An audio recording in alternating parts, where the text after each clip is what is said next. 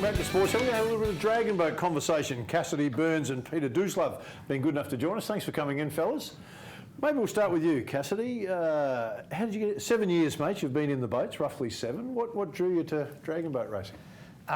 It was just to come and try. My mum wanted me to get out of the house in the school holidays back when I was younger, a lot younger. Yeah, so I came along, gave it a shot, and my coach, or soon-to-be, said, you know, I think you're good, come back, give it a shot again if you'd like. So I decided to, and it led me to competing for Australia. Right, So, we'll come back and have a chat about that journey. For you, it was a different entry, Pete. Yeah, for me, I started with my kids went to a come and try for juniors with ACDC, and I had a look, watched them do it, and got a little bit inspired, and thought I'd give it a crack myself. And yeah, since then, just love it. So there's a fair age gap here. No disrespect to you, Pete. Not as big as the age gap here, I can assure you, mate. But let's come back. You went to Thailand with the Australian team. Correct, yes. He's competed. Well, in like all the divisions, there was like China, Singapore, Thailand, Canada, America, Britain, Germany. I don't know. Yeah, just a lot. Like your kind of standard European countries and Asian countries. Yeah. Was it your first time wearing the green and gold? Yes. Yeah, it was. It'd be something I'd like to do again in the future, and it was great. Yeah. Yeah. So how did it feel when you first kind of received the uniform and put it on for the first time? Was it a special moment? Yeah, I don't think it fit me the first time, but it was good. Yeah, I found out when it was my grandfather's birthday, and we were over at his house, and I found out, and that was a special moment. Yeah. So, mate, we'd assume that Thailand would be pretty good. They're holding it in Thailand, and you're talking off air before saying that they took their athletes out of school for 3 months to prepare them. Meanwhile, you're trying to do school and training a couple of times a week. How much preparation did you reckon you had before you got into Thailand? I personally put in quite a lot. I was training every day, just getting in, push-ups whenever I had a spare moment and stuff like that. Running a lot, just doing all the stuff they kind of required us to do. But because as a crew we had people from Sydney, Melbourne, all over the place, it was kind of hard to get us all together to train, and we did that I think twice, two training camps. But yeah, apparently some of the other countries had it a bit easier with having everyone at once or training every day. Yeah, I was going to ask that with different athletes from different states even. But where's your biggest strength in the Dragonboat? Does it come from your shoulders or your hip movement, or what's the biggest thing you have to work on for Dragonboating?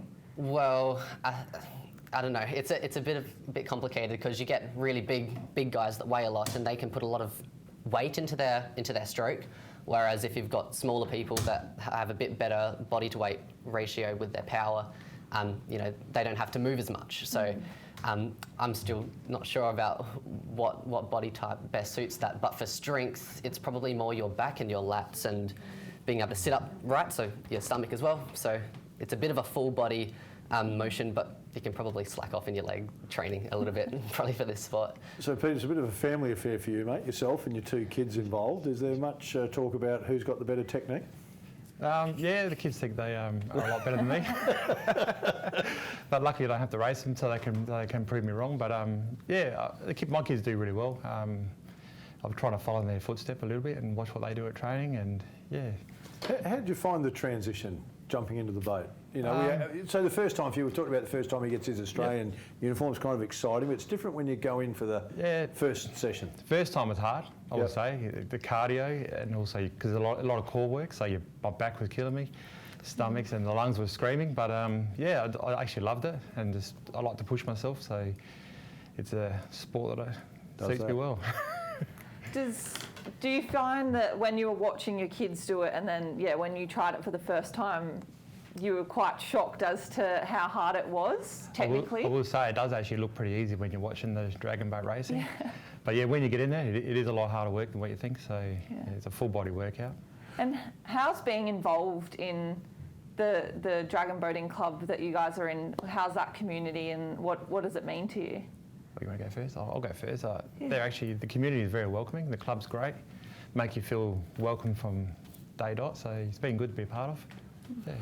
So Cassidy, you've got a level 1 accreditation, mate, to get into some coaching, and then I read somewhere that you're studying so you can be a coach. Is it sweeping? Is it sweep, which is the helm? Yes. So Take me through, and I know there's different numbers in different size boats, but some of the positions in a dragon boat. What's the terminology? Don't go, mate, just go and sit up the front.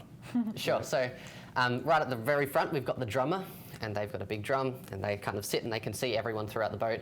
That is my job. I want you to know, if we're doing it, that's the job for me, mate, because that seems the least stressful. We like to put very small and light people on the front so they don't... I'm out. Okay. Yeah, not qualified. But yeah, their job is just to make sure, or giving encouragement to the crew, because sometimes in a race you can feel like you're about to die and you might just need a little bit of encouragement, and they're there for that, and they are there to help keep in time. The two people at the front, they're the strokes. The person on the left is the lead stroke, so everyone follows them in the timing of the stroke for paddling. And if we all paddle in time, we go faster than if everyone's just trying to do their own thing.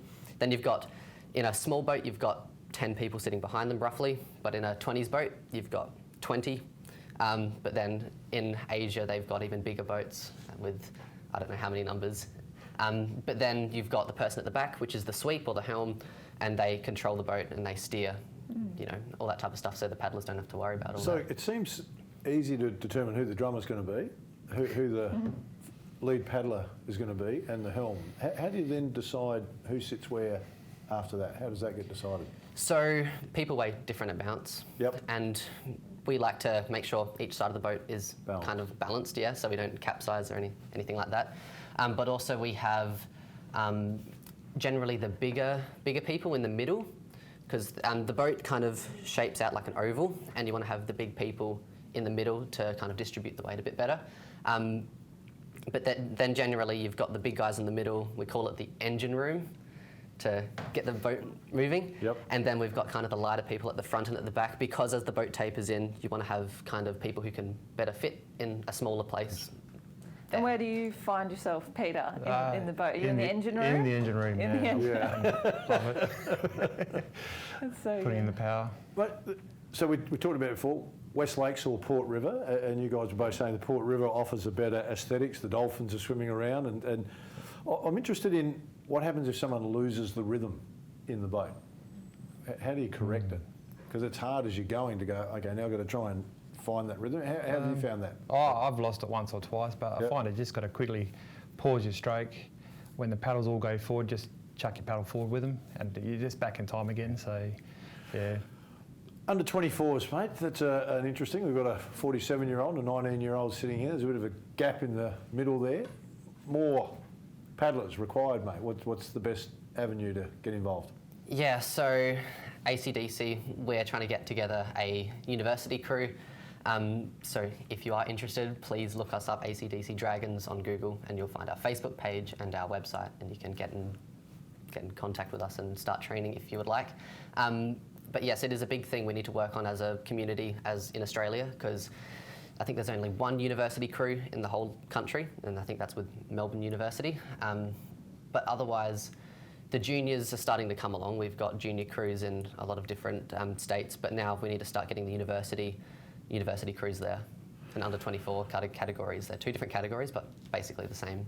All right, I'm thinking of starting up my own boat. I'll have Angus at the front instead of a drummer for ACDC. That ought to get us going, I reckon. I can see a few head shakes going. That'd be great. Hey, really appreciate you coming in, Cassidy and Pete, and fantastic to get involved, mate, and well done by you. We'll follow with interest your Australian commitments. Stay with us. Still a bit more to come on the show.